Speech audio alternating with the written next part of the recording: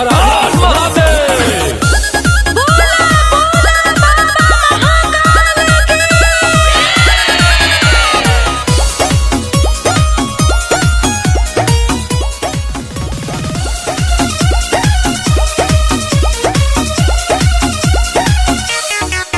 जब से सावन चढ़ा है जानू दिखते नहीं, कोई कॉल नहीं मैसेज भी लिखते नहीं।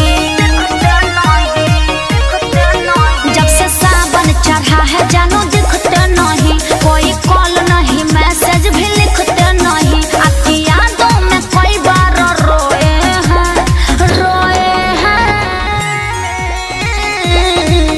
बाबू भक्ति में जब से खो गए हैं, भोलेनाथ के दीवाने हम हो गए हैं। बाबू भक्ति में जब से खो गए हैं, भोलेनाथ के दीवाने हम हो गए हैं।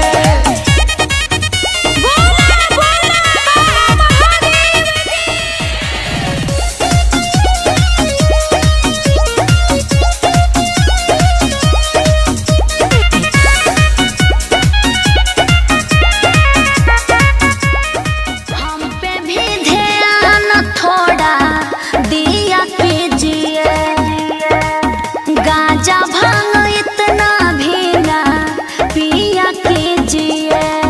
अच्छा एक बार बाबा के भक्ति में जीने का मजा है। अच्छा मेरे भोले शंभू पूरी दुनिया के राजा है। भांग पी के भर पेट क्या सो गए हैं।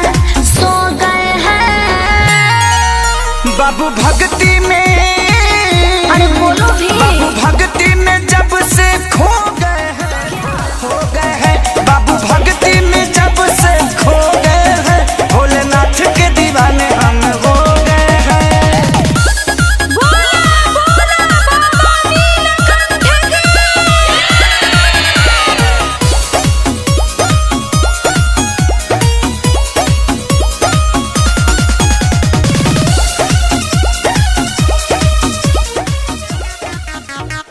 हमको तो आता नहीं है पूजा पाठ करना, हमें भी सिखाइए ना तो देंगे यही धरना। एक बार बोल दी सो बोल दी। अच्छा भक्ति कोई खेल नहीं है जो मैं सिखा दूं। प्लीज संतोष साहिल सोनू को ध्यान में लगा दूं। भोले नाम का खेसारी बिया बो गए हैं। बाबू भक्ति में जब से